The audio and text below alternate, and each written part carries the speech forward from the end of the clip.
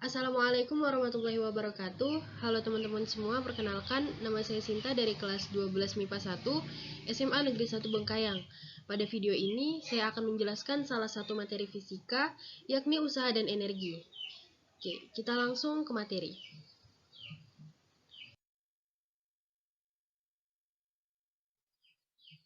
Usaha. Pengertian usaha dalam kehidupan sehari-hari dan secara fisika itu memiliki perbedaan. Dalam kehidupan sehari-hari, usaha itu dapat dikatakan sebagai upaya untuk mendapatkan sesuatu. Contohnya, yang pertama, itu seorang siswa atau seorang pelajar, jika ingin lulus dengan nilai yang tinggi, maka diperlukan usaha yang besar, usaha yang keras dalam belajar. Contoh yang kedua, seorang guru itu akan selalu berusaha dengan berbagai cara untuk menyampaikan mata pelajarannya. Supaya apa?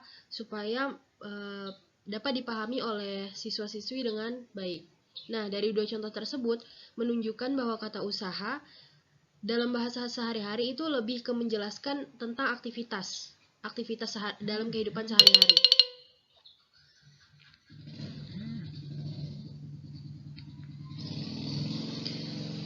Nah, kata usaha dalam pengertian kehidupan sehari-hari ini tidak dapat dinyatakan menggunakan angka, menggunakan rumus, sehingga tidak dapat dinyatakan secara matematis. Jadi hanya bisa diartikan sebagai usaha atau upaya dalam kehidupan sehari-hari, tidak bisa dinyatakan dalam bentuk persamaan. Sedangkan usaha dalam fisika itu merupakan definisinya sudah pasti, mempunyai arti yang dapat dinyatakan dengan rumus matematis. Dalam fisika, itu usaha diartikan sebagai energi yang disalurkan sehingga dapat menggerakkan suatu benda dengan gaya tertentu. Nah, jadi gaya ini menyebabkan perpindahan. Nah, secara matematis, usaha itu bisa dinyatakan sebagai hasil perkalian skalar antara gaya dan perpindahan, di mana secara matematis usaha itu dituliskan W sama dengan F kali S. W adalah usaha dalam satuan Joule, F adalah gaya dalam satuan Newton, dan S ini adalah perpindahan dalam satuan meter.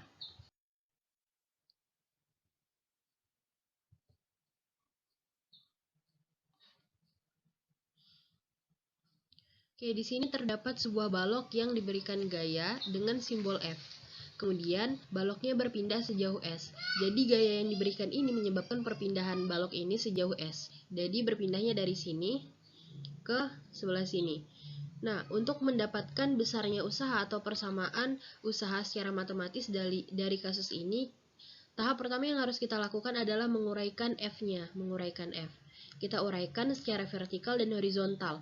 Secara horizontal, F ketika diuraikan menjadi F cos theta, dan secara vertikal, F ketika diuraikan itu menjadi F sin theta.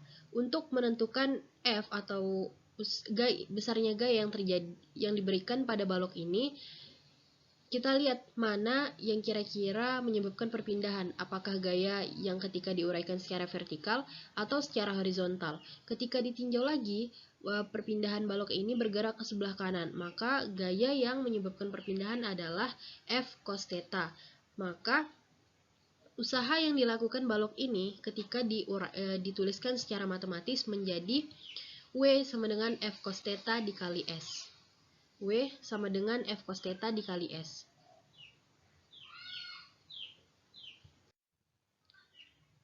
Oke, kita lanjut.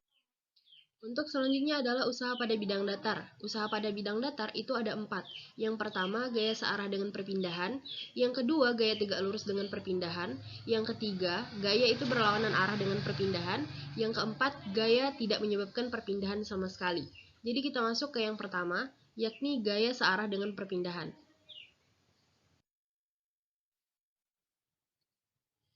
Gaya searah dengan perpindahan.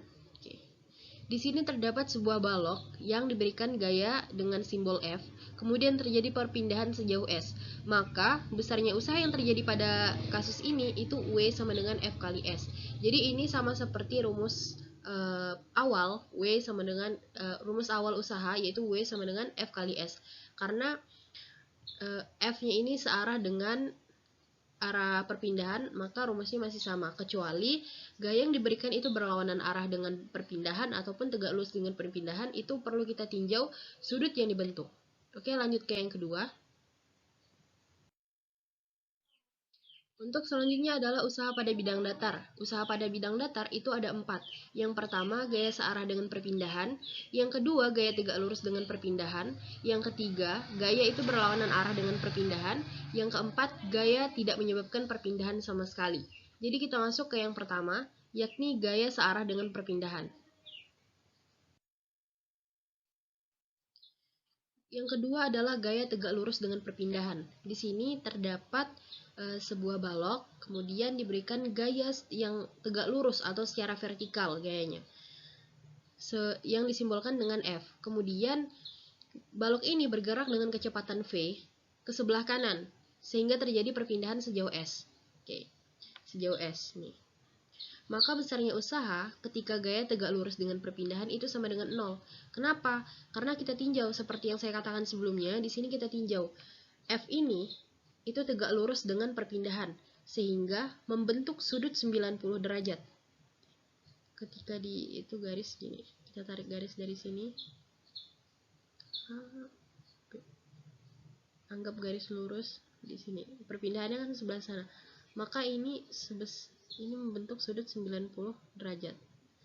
90 derajat. Ketika diuraikan gaya ini menjadi F cos theta.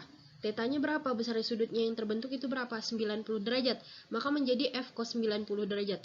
Cos 90 derajat itu sama dengan 0. Cos 90 derajat itu sama dengan 0. Ketika dikalikan dengan F, maka F-nya sama dengan 0. Oke. Rumus dasar usaha itu kan W. Rumus dasar usaha itu sama dengan W.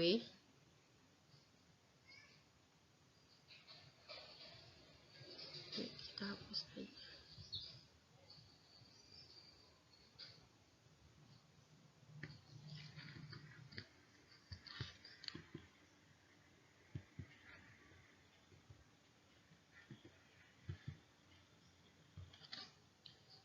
Rumus dasar usaha itu kan W sama dengan F kali S. F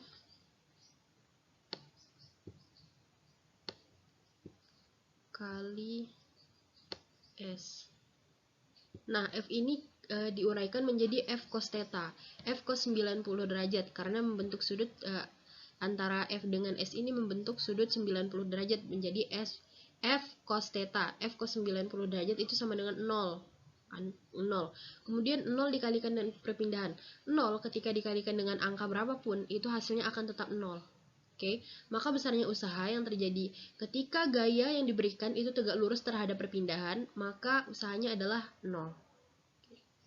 Kita lanjut ke yang untuk selanjutnya adalah usaha pada bidang datar. Usaha pada bidang datar itu ada 4. Yang pertama, gaya searah dengan perpindahan. Yang kedua, gaya tegak lurus dengan perpindahan. Yang ketiga, gaya itu berlawanan arah dengan perpindahan. Yang keempat, gaya tidak menyebabkan perpindahan sama sekali. Jadi kita masuk ke yang pertama, yakni gaya searah dengan perpindahan. Gaya berlawanan arah dengan perpindahan. Oke, di sini terdapat sebuah balok, kemudian diberikan gaya ke arah sebelah kiri, itu yang disimbolkan dengan F. Balok ini bergerak ke sebelah kanan dengan kecepatan V sejauh S. Maka, besarnya usaha ketika gaya berlawanan arah dengan perpindahan itu adalah min F dikali S. Kenapa min F? Sama seperti kasus sebelumnya, yang gaya tegak lurus terhadap perpindahan. Kita tinjau lagi nih, antara F dengan S. F dengan S ini berlawanan arah. Ketika dibentuk sudut, itu 180 derajat. Maka, ketika gayanya diuraikan menjadi F cos 180 derajat, itu nilainya negatif F. Kenapa negatif F? Cos 180 derajat itu kan sama dengan minus 1. Minus 1 dikalikan F, itu sama dengan min F. Maka besarnya usaha ketika gaya berlawanan arah dengan perpindahan, itu sama dengan W sama dengan negatif F dikali S. Jadi yang perlu kita perhatikan itu arah gaya terhadap perpindahan. Apakah tegak lurus, apakah searah, atau apakah berlawanan arah. Lanjut ke yang Untuk selanjutnya adalah usaha pada bidang datar. Usaha pada bidang datar itu ada 4. Yang pertama, gaya searah dengan perpindahan. Yang kedua, gaya tegak lurus dengan perpindahan. Yang ketiga, gaya itu berlawanan arah dengan perpindahan. Yang keempat, gaya tidak menyebabkan perpindahan sama sekali. Jadi kita masuk ke yang pertama, yakni gaya searah dengan perpindahan. Oke, di sini sebuah balok diberikan gaya yang disimbolkan dengan F. Oke, tapi tidak bergerak atau tidak terjadi perpindahan sama sekali. Maka usaha yang terjadi ketika gaya tidak menyebabkan perpindahan itu sama dengan 0. Kenapa? Syarat untuk terjadi sebuah usaha yang pertama adalah adanya gaya. Yang kedua adalah terjadinya perpindahan. Ketika salah satu di antara kedua itu tidak terpenuhi, maka sama halnya tidak terjadi usaha. Contoh nih, ketika teman-teman mendorong sebuah dinding, ya, mendorong dinding itu dengan gaya 50 Newton misalnya, tapi tidak terjadi perpindahan, itu sama halnya teman-teman tidak melakukan perpindahan, tidak melakukan usaha sama sekali. Oke, jadi syarat untuk melakukan usaha yang pertama adalah harus memiliki gaya, yang kedua adalah harus terjadi perpindahan. Oke, kita masuk ke yang untuk selanjutnya adalah usaha pada bidang datar. Usaha pada bidang datar itu ada 4. Yang pertama, gaya searah dengan perpindahan. Yang kedua, gaya tegak lurus dengan perpindahan. Yang ketiga, gaya itu berlawanan arah dengan perpindahan. Yang keempat, gaya tidak menyebabkan perpindahan sama sekali. Jadi kita masuk ke yang pertama, yakni gaya searah dengan perpindahan. Oke, usaha pada bidang miring. Di sini terdapat sebuah bidang miring yang membentuk sudut theta. Di sini membentuk sudut theta. Kemudian di atas bidang miring ini diletakkan sebuah balok yang kemudian balok tersebut meluncur ke bawah sejauh S. Kita anggap bidang miring ini tidak licin ya, jadi tidak ada gaya gesek. Maka besarnya usaha yang terjadi pada bidang miring ini adalah W sama dengan mg dikali perpindahan dikali sin theta. Sama seperti penjelasan yang pertama, kita perlu menguraikan mana gaya yang menyebabkan perpindahan, apakah F sin theta atau F cos theta. Jadi kita perlu uraikan. Kenapa di sini menjadi mg? Terdapat mg di sini. Padahal tidak diberikan gaya sama sekali. Jadi kita bisa mengetahui mg ini dari gaya berat.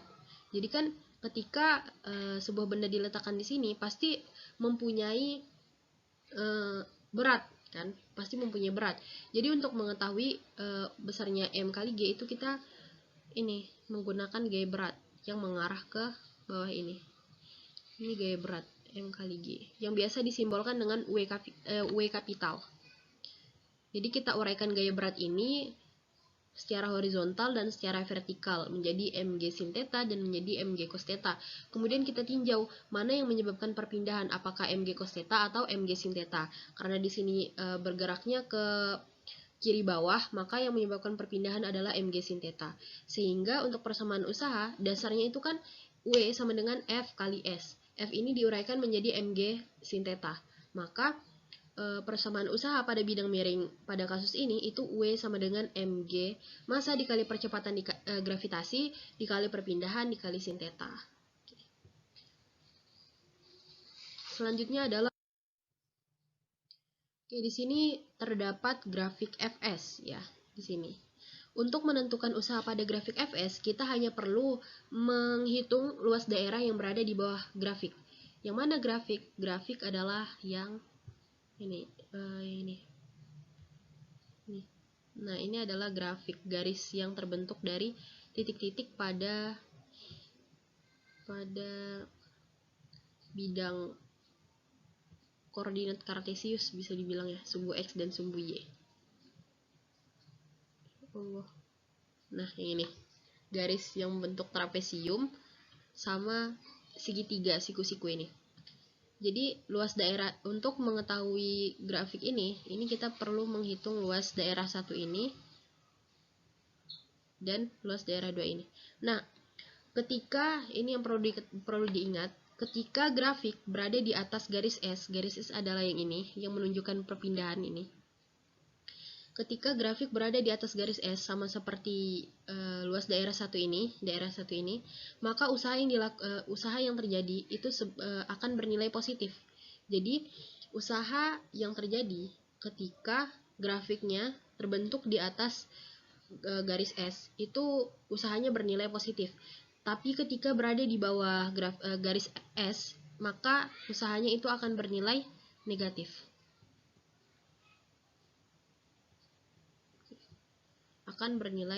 Jadi yang perlu diingat adalah ketika grafik berada di atas garis S, maka usaha yang terjadi itu akan bernilai positif. Ketika berada di bawah garis S, usahanya akan bernilai negatif. Maka usaha yang terjadi pada grafik FS ini itu sama dengan luas daerah 1 yang ini karena positif dikurang dengan luas daerah 2 ini. Jadi luas trapesium dikurang dengan luas segitiga ini. Sehingga untuk persamaan usaha yang terjadi pada grafik ini, persamaan akhirnya itu sama dengan setengah dari F1. F1 adalah yang ini dari 0 ke F1 dikali S2 ditambah S3, ini S2, ini S3 dikurang dengan S1.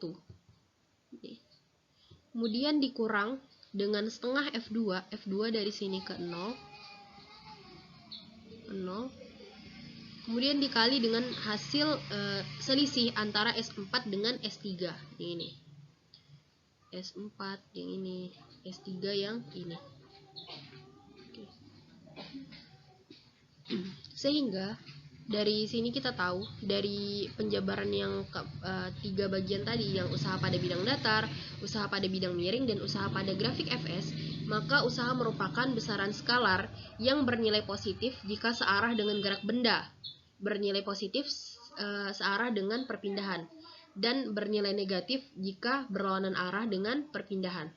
Nah, pada grafik, itu usaha akan bernilai positif ketika berada di atas garis S, dan akan bernilai negatif ketika berada di bawah garis S. Garis S adalah garis yang menunjukkan perpindahan. Dan pada grafik FS, besarnya usaha yang terjadi itu dapat kita cari dengan menghitung luas daerah yang berada di bawah garis atau kurva. Selanjutnya kita akan energi. Energi itu merupakan kemampuan untuk melakukan usaha. Energi merupakan kemampuan untuk melakukan usaha. Energi ini kita akan membahas energi mekanik. Energi mekanik kalau kita tinjau dari persamaan itu merupakan penjumlahan antara energi kinetik dan energi potensial. Sehingga bentuk energi yang akan kita bahas di sini ada 3. Yang pertama energi kinetik, yang kedua energi potensial gravitasi, dan yang ketiga adalah energi potensial pegas. Di sini kita akan membahas energi mekanik berdasarkan pengertiannya dulu. Jadi energi mekanik adalah energi yang dimiliki oleh suatu benda karena kedudukannya atau geraknya. Nah, di sini dari pengertian saja sudah menunjukkan bahwa energi mekanik itu berkaitan dengan energi potensial dan energi kinetik. Kata kedudukan di sini menunjukkan bahwa energi mekanik itu berkaitan dengan energi potensial. Sedangkan geraknya ini, kata gerak ini menunjukkan bahwa energi mekanik itu berkaitan dengan energi kinetik. Kita lanjut ke. Jadi di sini ada 3 bentuk energi yang sebelumnya sudah saya sebutkan. Yang akan kita bahas pertama adalah energi kinetik. Energi kinetik adalah energi yang dimiliki oleh suatu benda itu karena geraknya. Jadi kata kunci pada energi kinetik adalah geraknya, gerak suatu benda, yang biasa disebabkan atau dipengaruhi oleh kecepatan benda. Kita langsung bahas.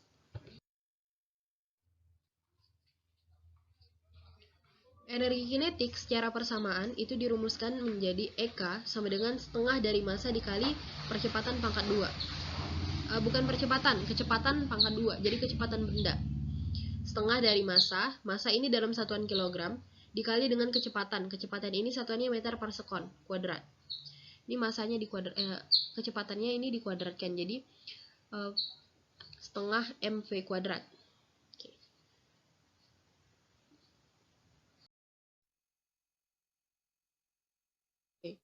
Energi kinetik mobil yang mempunyai massa M dan kecepatan tertentu dimulakan dengan V memiliki energi atau tenaga. Energi atau tenaga yang dimiliki mobil atau benda karena gerakan atau kecepatannya itu disebut disebut dengan energi kinetik atau tenaga gerak. Nah, secara matematis energi kinetik atau tenaga gerak itu dituliskan dengan EK dengan 1/2 mv kuadrat.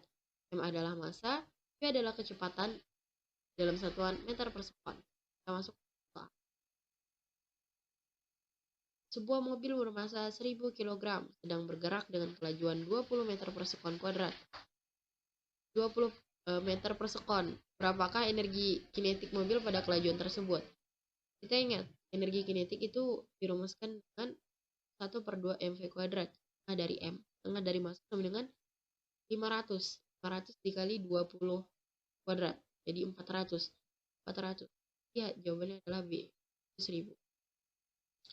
Energi kinetik sama dengan atau EK sama dengan 1/2 mv kuadrat. M-nya berapa? 1000 kg. 1000 kg kemudian kelajuannya 20 meter per sekon kuadrat kan. Jadi dibagi 2, 500 kali 20 2 100 berapa? 100 dikali 4 200.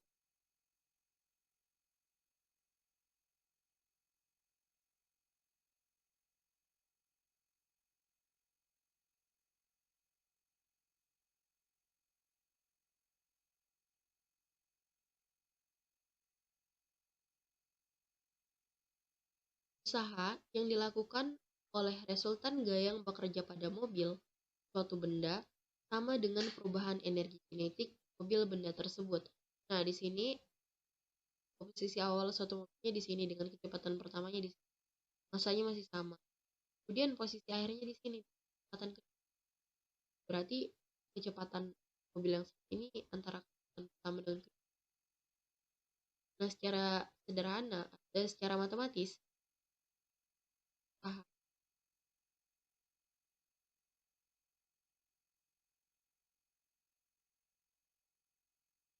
A ini dirumuskan atau W sama dengan EK2 dikurang EK1 sama dengan perubahan EK. Ini merupakan rumus teorema usaha dan energi kinetik. W adalah usaha dalam satuan joule, EK adalah perubahan energi kinetik. Di dalam permainan ski di atas es ada energi panas. Energi panas ini itu sama dengan energi kinetik. Rumus energi panas itu dengan energi kinetik. Kita tahu energi panas apa? Massa es dalam kilogram dikalikan dengan kalor lebur es. Itu satuannya joule per kilogram sama dengan tengah mv kuadrat atau persamaan energi kinetik ini. Jadi pada permainan ski ini antara energi panas itu sama dengan energi kinetik. Kita akan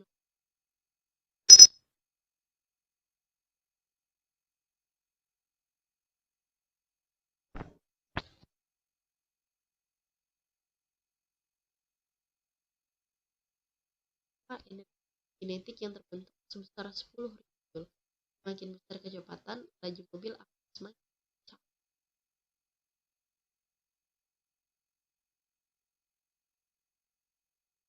Dari M, misalnya berapa? 50, berarti 25. 25 dikali 24 sebanyak 10. Yang kedua adalah energi potensial pegas. Energi potensial pegas secara matematis dirumuskan EP sama dengan massa dalam satuan kilogram dikali dengan percepatan gravitasi dalam satuan meter per sekon kuadrat dikali dengan ketinggian benda dalam satuan meter. Oke. Semakin besar energi potensial, maka ketika suatu benda yang dipegang atau jatuh gitu ya, maka ketika titik acuan yang digunakan adalah tanah, semakin berat dan semakin besar energi potensial, maka lubang pada tanah yang terbentuk itu akan semakin dalam. Kita lanjut ke yang ketiga, gravitasi. Ini, jika batu ini dilepaskan dari genggaman ini, maka batu akan jatuh dan melakukan usaha dengan membuat lubang di tanah.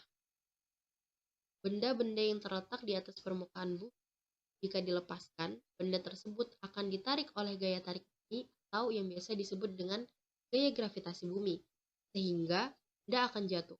energi potensial benda yang disebabkan oleh gaya gravitasi bumi itu disebut dengan energi potensial gravitasi. Besarnya energi potensial atau tenaga tempat adalah besar energi yang dimiliki oleh suatu benda karena kedudukannya dari suatu titik acuan tertentu. Nah, secara matematis, energi potensial atau tenaga tempat dirumuskan dengan EP sama dengan M, massa, dikali percepatan gravitasi, dikali dengan tinggi benda dari titik acuan.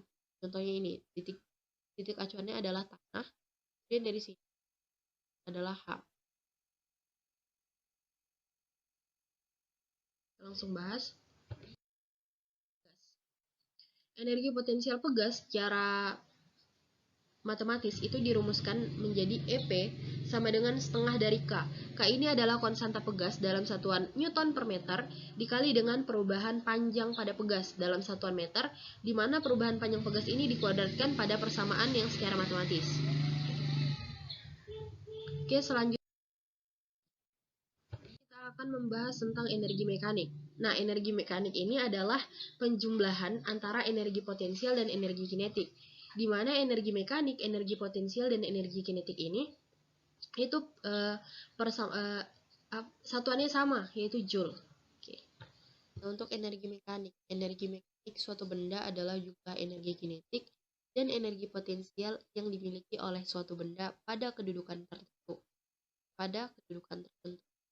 Rumus energi mekanik EM, EK, EP. Ini kedudukan pada titik 1 ini. Maka energi kinetik pada kedudukan 1 ini kan energi mekanik 1 kan energi kinetik 1 ditambah dengan energi potensial 1. Sedangkan mekanik pada kedudukan kedua itu adalah EM2. 2 di potensial 2. Dengan titik acuan di sini adalah tanah lantai dataran. Ini sebagai titik acuan. Selanjutnya adalah hukum kekekalan mekanik. Hukum kekekalan mekanik itu besarnya tetap. Jadi antara energi mekanik 1, energi mekanik 2 itu konstan, sama. Sehingga pada sistem yang terisolasi atau pada sistem yang hanya bekerja gaya berat dan tidak ada gaya luar yang bekerja, itu selalu berlaku energi mekanik dengan total sistem konstan. Atau dengan kata lain, energi mekanik pada kedudukan 1, ini pada kedudukan 1 di sini, sama dengan energi kinetik pada kedudukan 2. Sehingga ketika diuraikan, rumusnya EK1 ditambah EP1 itu sama dengan EK2 ditambah E2.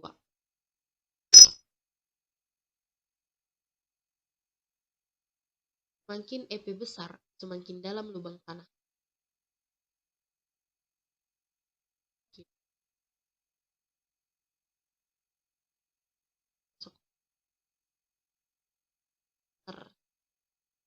Besarnya energi mekanik adalah 10.510,8 Joule. Dalam? Tidak begitu dalam. Sekarang hukum kekekalan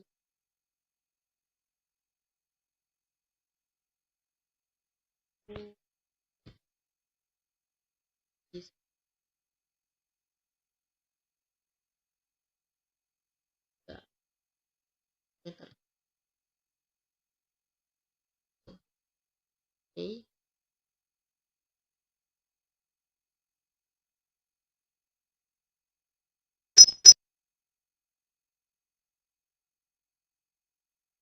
Semakin besar EP semakin dalam tanahnya, beratnya 99 kilo dengan ketinggian meter. Besarnya energi potensial yang terbentuk di sini adalah 69.300 Joule. Lubang dalam yang dalam. Jadi ketika EP besar maka dalaman lubang akan semakin dalam. Jadi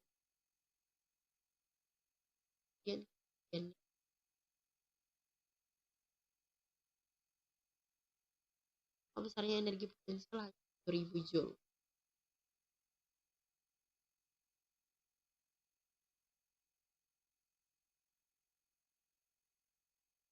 Tidak sedalam sebelumnya karena massa sebelumnya atau energi potensial sebelumnya juga besar.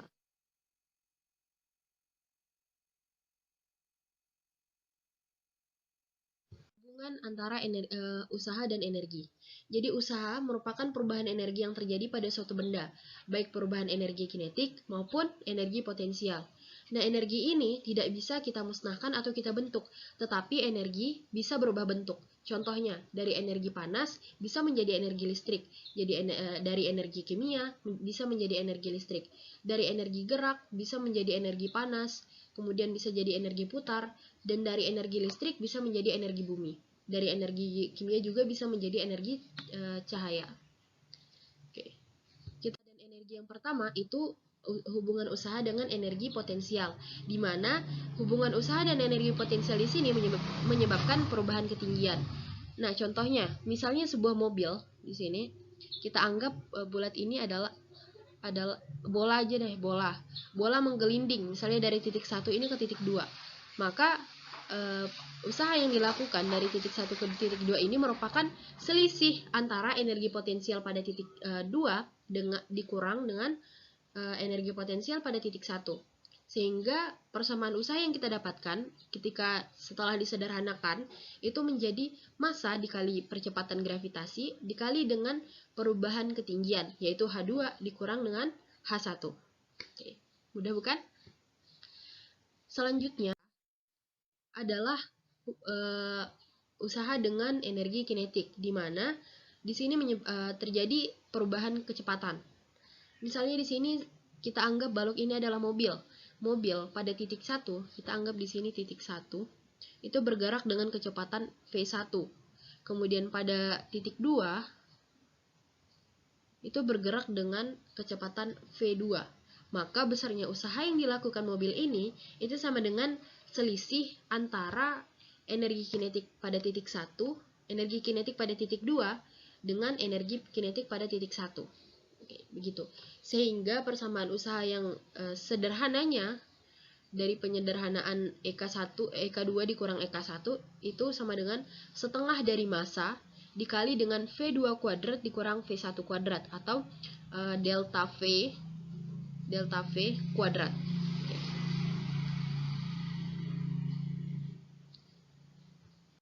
Kita latihan soal. Nah, di sini terdapat sebuah balok bermassa 5 kg yang dilepas pada bidang miring licin seperti pada gambar.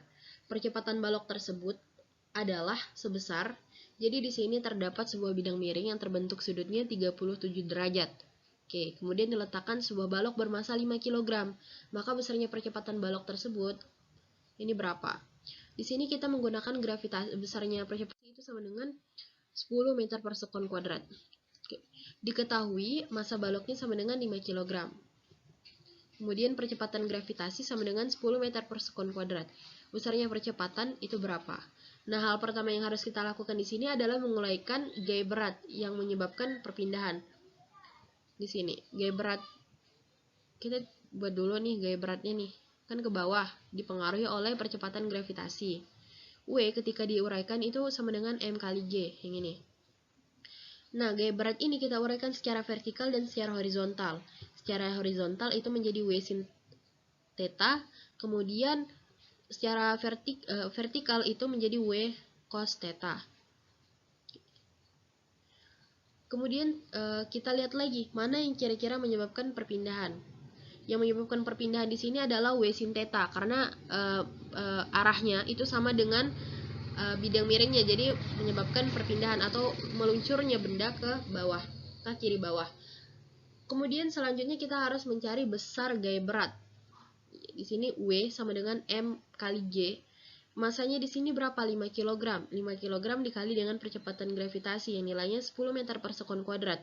Maka besarnya gaya berat yang terjadi pada kasus ini adalah 50 Newton. Selanjutnya untuk mencari besarnya percepatan yang terjadi pada balok tersebut, kita menggunakan hukum Newton kedua, di mana sigma F sama dengan massa dikali percepatan. Sigma F di sini kita uraikan menjadi W sin theta.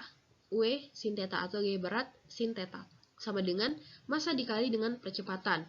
W di sini kita ketahui 50 Newton yang telah kita cari, 50 Newton sin 37 derajat sama dengan 5A. sin 37 derajat itu nilainya 0,6. Jadi 50 dikali 0,6 itu sama dengan 5A. 50 dikali 0,6 hasilnya 30. 30. Nah, 30 kemudian sama dengan 5A. Untuk mencari nilai A, kita bisa bagi antara 30 dengan 50. Kita bagi 30 dengan 50 menjadi 6 meter per sekon. Maka besarnya percepatan yang terjadi pada balok di bidang miring yang membentuk sudut 37 derajat tersebut adalah 6 meter per sekon kuadrat. Soal kedua di sini terkait dengan energi mekanik ya, hukum energi mekanik. Hukum kekekalan energi mekanik. Suatu benda mula-mula diam terletak pada ketinggian 10 meter di atas permukaan tanah. Jadi bendanya diam di atas ketinggian 10 meter di atas permukaan tanah. Jadi titik acuannya di sini adalah tanah. Kemudian dijatuhkan tanpa kecepatan awal. Jadi V0-nya itu sama dengan 0 meter per sekon. Jadi V awalnya sama dengan 0. Berapakah kecepatan benda pada ketinggian 5 meter dari tanah? Kita gambar, misalnya ini sebuah benda, kita anggap aja batu. Misalnya batu nih, di sini ke sini itu sama dengan 10 meter. 10 meter. Maka yang ditanya itu berapa kecepatan pada titik kedua ini. Di sini kan kita ketahui kecepatannya masih 0 meter per sekon. Meter per sekon. Maka kecepatan pada titik kedua ini berapa?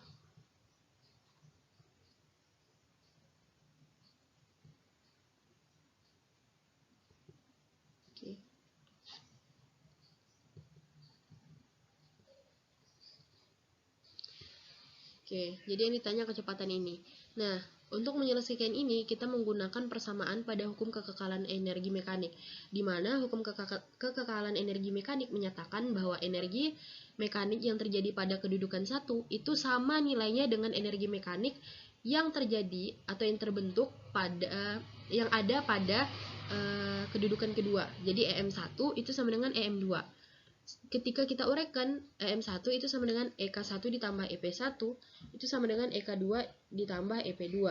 Kita uraikan lagi menjadi setengah MV1 kuadrat ditambah MGH1 sama dengan setengah dari MV2 kuadrat ditambah MGH2. Nah, dari sini karena bendanya yang digunakan itu sama, hanya perubahan ketinggian, maka M-nya ini bisa kita coret. M-nya bisa kita coret. Sini. M-nya kita coret karena nilainya sama. Kemudian tersisa setengah V1 kuadrat ditambah G kali H1 sama dengan setengah V2 kuadrat ditambah G kali H2. Kita masukkan angka-angka yang diketahui. Setengah dari V1 kuadrat. Kita ketahui V awalnya itu kan sama dengan 0. V awalnya itu sama dengan 0, maka setengah dari 0 kan tetap 0. Jadi kita hanya menggunakan G kali H1. G kali H1 itu sama dengan 10 meter per sekon kuadrat dikali 10 meter sama dengan setengah dari V2 kuadrat.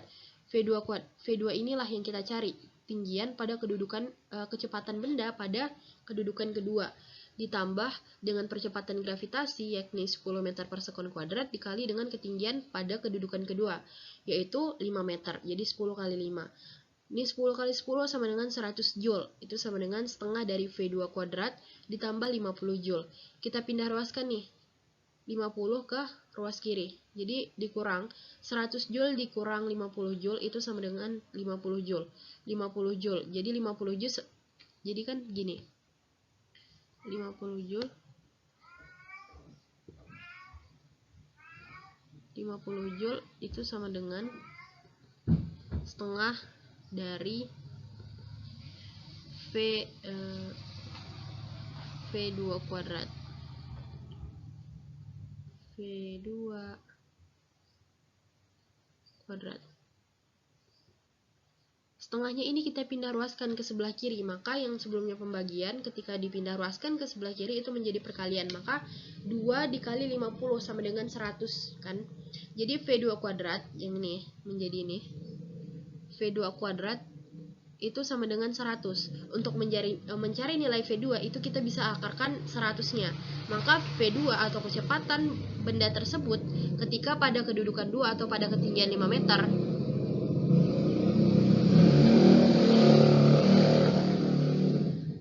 Jika kecepatan benda pada kedudukan kedua atau pada ketinggian 5 meter itu sama dengan 10 meter per sekon. Kita langsung nomor 3. Di sini terdapat sebuah pegas yang diberikan beban sebesar 7 kg dan digantung secara vertikal. Jika pegas tersebut bertambah panjang 9 cm, maka perubahan energi potensial pegas tersebut adalah pembahasan. Diketahui masanya di sini adalah 7 kg. X-nya atau perubahan panjang yang terjadi ketika setelah diberikan beban sebesar 7 kg adalah 9 cm. 9 cm ketika dikonversikan ke dalam satuan meter itu menjadi 0,09 meter dengan percepatan gravitasi 10 meter per sekon kuadrat. Maka besarnya energi potensial yang terjadi itu berapa? Oke. Di sini tahap pertama yang harus kita cari adalah besarnya gaya berat yang ketika diuraikan sama dengan massa dikali percepatan gravitasi. W sama dengan F sama dengan M kali G. Masanya di sini berapa? 7 kg. Percepatan gravitasinya itu 10. Maka besarnya gaya berat atau F ini, W itu kan sama dengan F ya, besarnya gaya yang terjadi pada pegas tersebut itu 70 Newton. 70 Newton. Nah, kita tahu nih, F itu sama dengan negatif K dikali X. Tahap selanjutnya kita akan mencari besarnya konstanta pegas yang terjadi pada pegas tersebut. Jadi K itu sama dengan F per X. F-nya kita ketahui di sini adalah 70 Newton. 70 Newton dibagi dengan perubahan panjang. Perubahan panjangnya 0,09 meter. 0,09 meter. 70 Newton dibagi 0,09 meter itu sama dengan 777,78 Newton per meter. Nah, karena perubahan panjang udah diketahui, konstanta pegasnya udah diketahui, besarnya gaya pun udah diketahui, selanjutnya kita bisa mencari energi potensial pegas. Di mana persamaan energi potensial pegas ini adalah sama dengan setengah dari K dikali X kuadrat. Setengah dari konstanta pegas dikali dengan perubahan panjang kuadrat. Oke, kita langsung masukkan angkanya ke persamaan menjadi setengah dikali 777,78 Newton per meter dikali dengan 0,09 meter pangkat 2 Newton 0,09 kuadrat. Oke, bukan meternya yang pangkat 2 tapi 0,09 pangkat 2. Maka besarnya energi potensial yang terjadi pada pegas tersebut atau perubahan energi potensial yang terjadi pada pegas tersebut adalah sebesar 3,15 Joule. Ini dia.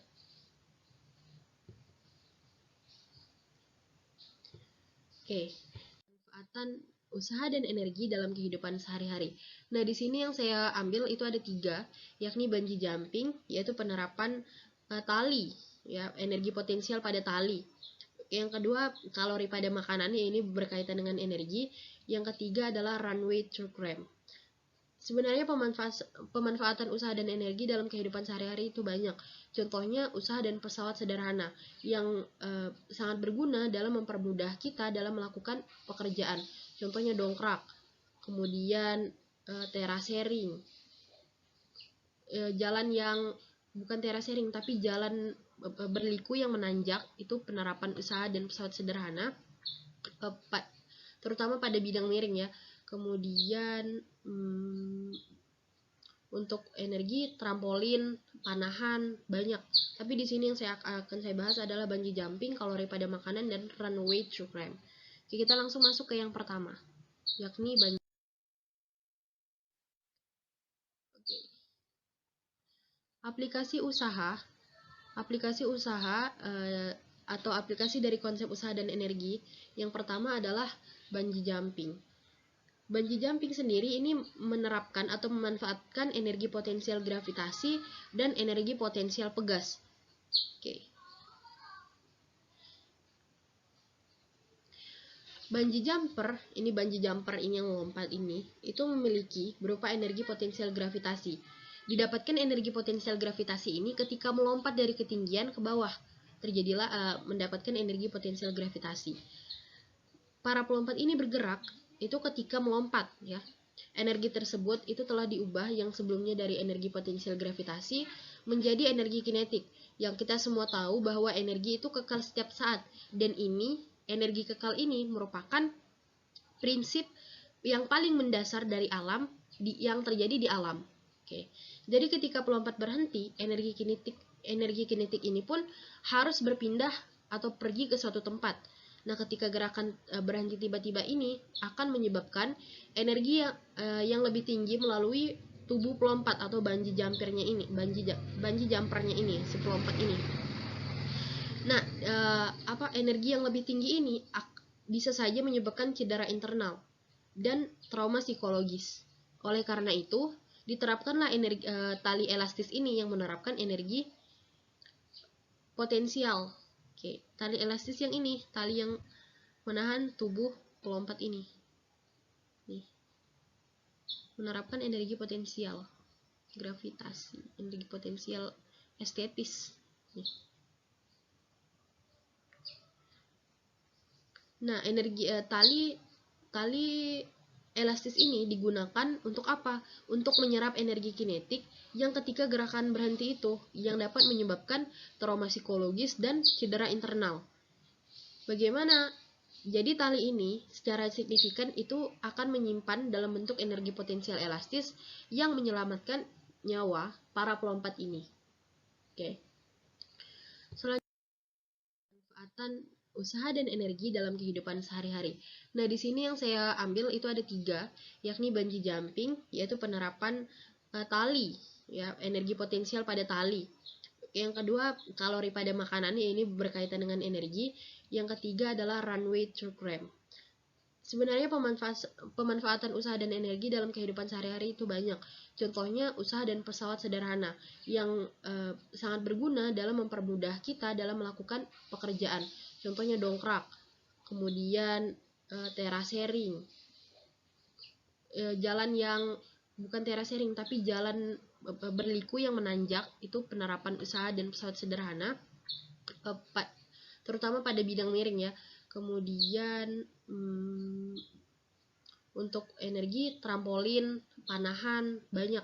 Tapi di sini yang akan saya bahas adalah bungee jumping, kalori pada makanan, dan runway truck ramp. Oke, kita langsung masuk ke yang pertama, yakni bungee. Oke, aplikasi usaha dan energi itu juga ada pada kalori pada nasi ataupun pada makanan yang kita makan. Energi dalam makanan itu berupa kalori yang digunakan oleh tubuh untuk melakukan aktivitas sehari-hari dalam kehidupan. Contohnya nih, ini contoh ya. Misalnya otak kita memiliki daya sebesar 22 watt ketika beraktivitas normal. Namun ketika kita mengerjakan entah itu ulangan fisika, entah itu ulangan matematika, entah itu ulangan kimia yang sangat sulit, maka daya otak kita itu akan meningkat menjadi 30 watt. Oke. Energi. Jadi ketika peningkatan daya itu kita memerlukan energi untuk ulangan. Oke, untuk ulangan kan. Jadi dari yang perlu kita tahu di sini bahwa ketika kita mengerjakan ulangan, kita akan tetap menghabiskan energi, yaitu dari daya otak. Ketika kita menjaga suhu tubuh, kemudian berpikir, bahkan menggerakkan pensil sekalipun dan membaca, itu tetap memerlukan energi. Sehingga sebenarnya itu kita akan menghabiskan lebih banyak energi.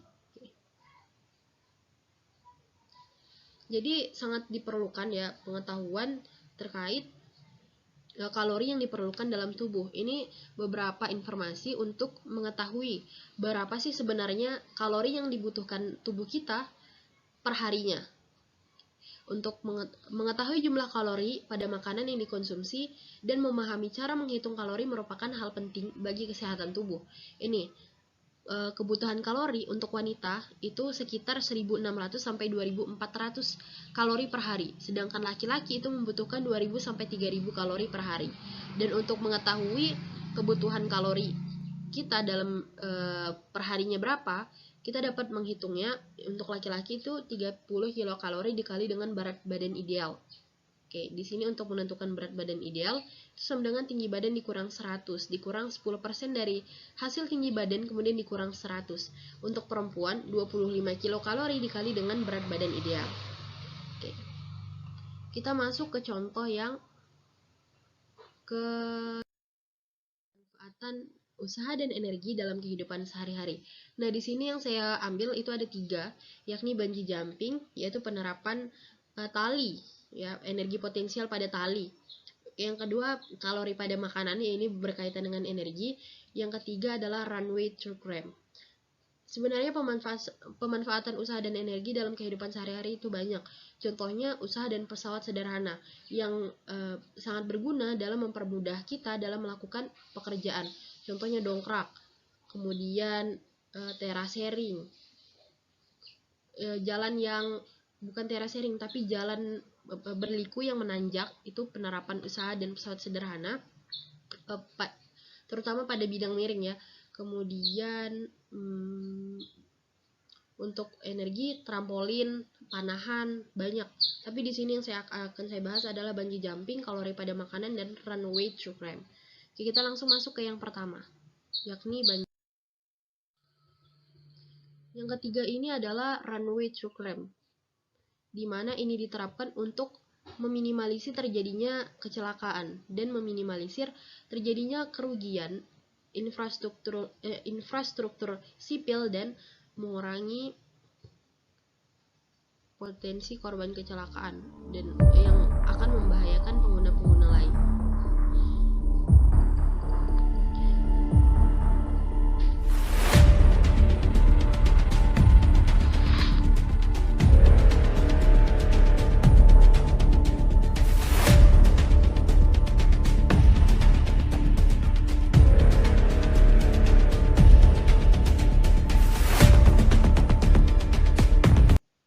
Jadi aplikasi usaha dan energi pada runway truck ramp ini adalah atau biasa disebut dengan tanjakan darurat yang lebih seringnya digunakan oleh truk, di mana ini dapat digunakan ketika mobil baik truk maupun yang lain itu remnya mengalami kerusakan. Di dunia nyata, itu permukaan tanjakan darurat yang biasa digunakan adalah tanah atau pasir. Gunanya apa? Gunanya untuk memanfaatkan gaya gesek agar truk dapat berhenti lebih cepat. Tapi terdapat pula itu menggunakan kolam pasir sebagai alternatif truk dapat gunakan dalam keadaan darurat. Nah, tanpa adanya tanjakan darurat ini, kemungkinan besar pengguna-pengguna lain seperti mobil-mobil yang di jalan lain ini akan hancur karena terjadi kecelakaan kan. Selain itu, akan merusak infrastruktur sipil yang berada di sekitarnya, entah itu halte ataupun yang lain-lain. Jadi dengan adanya tanjakan darurat ini dapat meminimalisir kerusakan dan kecelakaan. Oke, hanya 3 itu aplikasi usaha dan energi dalam kehidupan sehari-hari.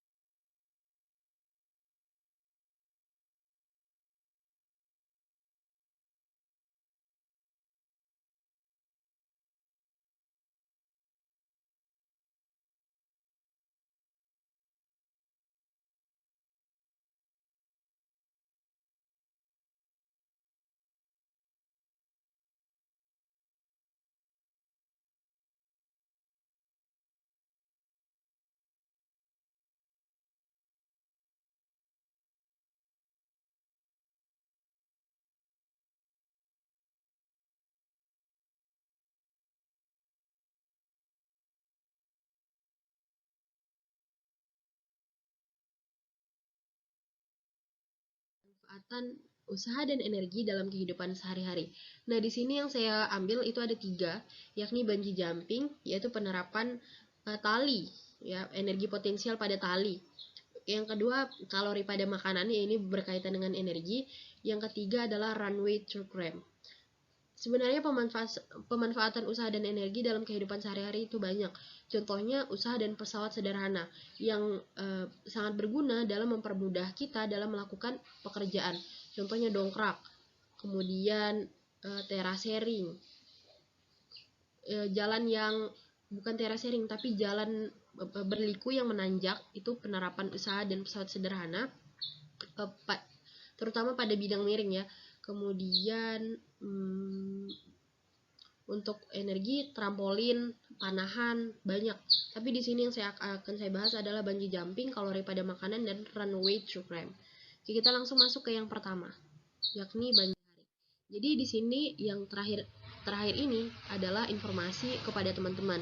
Jadi bagi teman-teman yang saat ini tengah membutuhkan baik itu animasi fisika ya, entah itu untuk memudahkan dalam memahami materi ataupun untuk memenuhi tugas, ini teman-teman dapat mengunduh aplikasi fisika di sekolah di Play Store. Jadi di aplikasi ini tuh sudah sangat banyak. Jadi ini materi umumnya ya, ada listrik statis. Ini hanya sebagian, jadi belum semua yang saya tampilkan di sini. Masih banyak lagi. Ada hukum Kepler, ada energi mekanik dan segala macam. Banyak. Ini hanya beberapa yang saya tampilkan. Dan untuk subbabnya itu ada gerak peluru. Ini di benda gravitasi ya, ada gerak peluru, granat tangan, lintasan dan orbit meriam Newton, satelit geostasioner, hukum Kepler 1-3, baik dari planet dalam dan planet luar, tata surya dan fase bulan. Masih banyak lagi ya materi. Ini hanya sebagian yang ditampilkan. Jadi dengan aplikasi ini dapat memudahkan teman-teman dalam memahami materi fisika dan lebih menyenangkan tentunya, karena kita bisa coba-coba untuk melakukan praktikum di animasi ini. Oke, jadi sekian pembahasan dari saya terkait materi usaha dan energi. Apabila ada kesalahan ataupun ada hal-hal yang kurang kata-kata dan hal-hal yang kurang berkenan pada saat penyampaian, saya mohon maaf. Akhir kata, wabillahi taufiq wal hidayah. Wassalamualaikum warahmatullahi wabarakatuh.